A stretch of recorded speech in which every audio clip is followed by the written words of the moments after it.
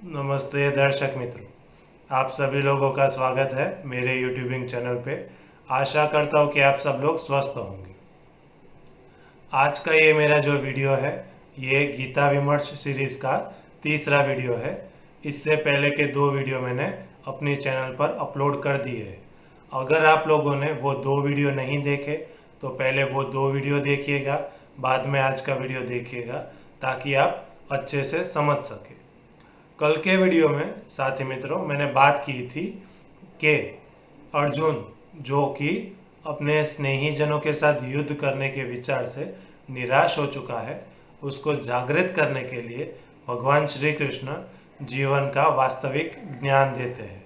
वो बताते हैं कि सभी मनुष्यों के अंदर जो सजीव तत्व होता है वो उसकी आत्मा होती है, और जो शरीर होता है वो निर्जीव तत्व होता है। और तेरा जो स्नेह अपने स्नेही जनों से है वो उनके सजीव तत्व आत्मा से है, न कि उनके निर्जीव शरीर से। तो इस युद्ध में तू मात्र उनके निर्जीव शरीर को मारेगा, न कि तू उनके सजीव आत्मा को, क्योंकि आत्मा तो अमर है, वो कभी मरती नहीं। वो एक शरीर छोड़ के दूसरे शरीर को धारण कर लेती है। तो इस मृत्यु के भय या शोक से दूर होकर युद्ध के लिए तैयार हो जा। तो आज के वीडियो में अब हम देखेंगे कि आगे भगवान श्री कृष्ण अर्जुन को उपदेश देते हैं कि तुझे चाहे कुछ और समझ में ना आ रहा हो, लेकिन एक बात तो तुझे भी पता है कि तू क्षत्रिय है, और कभी क्षत्रिय युद्ध से मना नहीं करता। और इतना बड़ा धर्म युद्ध तो किसी भी क्षत्रिय के जीवन का सबसे बड़ा अवसर होगा। तो इस युद्ध से तो तू मुंह मोड़ ही नहीं सकता। अब यहाँ पर एक चीज मैं स्पष्ट करना चाहूंगा कि भगवान श्री कृष्ण जो क्षत्रिय शब्द का उपयोग करते हैं वो कोई जाति सूचक शब्द नहीं था, क्योंकि उन दिनों में जाति व्यवस्था का कोई अस्तित्व ही नहीं था। यहाँ पर जो क्षत्रिय शब्द है वो गुण सूचक शब्द है। जिस मनुष्य में वीरता होती है, ताकत होती है, जो सत्य का साथ देने में हमेशा तत्पर होता है और असत्य का नाश करने के लिए हमेशा तैयार होता है, ऐसे गुण वाले व्यक्ति को क्षत्रिय कहा जाता था।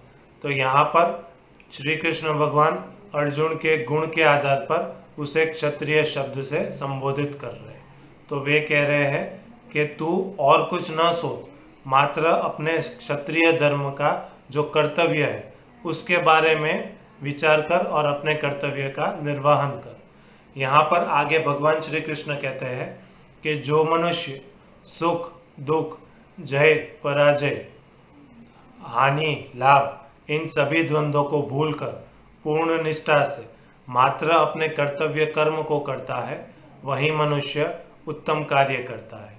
क्योंकि जो भी व्यक्ति परिणाम या तो फल को भूलकर मात्र पूरे निष्काम भाव से कर्म करता है, उसका मन एकदम स्थिर और एकाग्र हो जाता है, जिस स्थिति को स्थित प्रज्ञता कहा जाता है।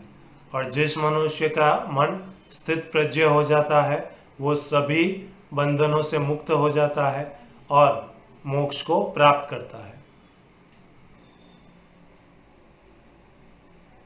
इस उपदेश को लेकर हम भगवान श्री कृष्ण का जो प्रसिद्ध श्लोक है वो देखेंगे।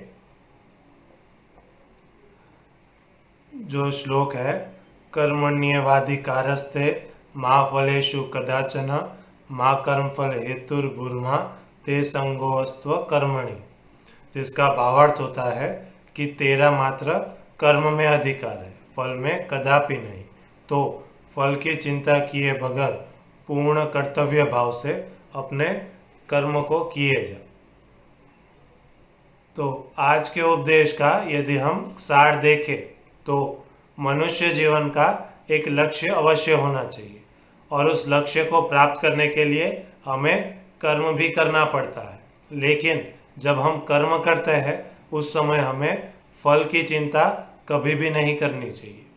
हमें मात्र पूर्ण निष्ठा और अपनी पूर्ण क्षमता से कर्म करना चाहिए, और कर्म करने के बाद यदि हमें इच्छित फल मिल जाता है तो बहुत ही अच्छी बात है। लेकिन कर्म करने के बावजूद भी हमने जैसा इच्छा था वैसा फल हमें नहीं मिलता, तब हमें मात्र इतना करना चाहिए कि हमने जो कर्म किया था उसमें हमारी क्या त्रुटि थी उसे ढूंढना चाहिए, उसे सुधारना चाहिए और फिर से अपने कर्म में लग जाना चाहिए जब तक कि हमें लक्ष्य प्राप्त ना हो। लेकिन फल को लेकर चिंतित रहना कि मैंने कर्म किया था, मुझे योग्य फल नहीं मिला, अब मैं आगे फिर से कर्म करूँगा तब मुझे फल मिलेगा कि नहीं, यह मात्र एक व्यर्थ की चिंता है।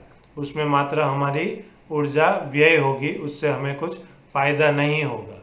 तो हमारे हाथ में मात्र कर्म होता है, हमें धीरे धीरे अपने कर्म को बेहतर बनाते जाना होता है और हम यूं ही अपने लक्ष्य को प्राप्त कर जाते हैं। तो आपको मेरा अगर आज का ये वीडियो पसंद आया हो तो आप मेरे आज के वीडियो को लाइक कीजिएगा और अगर अब तक आपने मेरे चैनल को सब्सक्राइब नहीं किया तो मेरे चैनल को सब्सक्राइब भी कर देना, जिससे मेरे चैनल को लाभ होगा।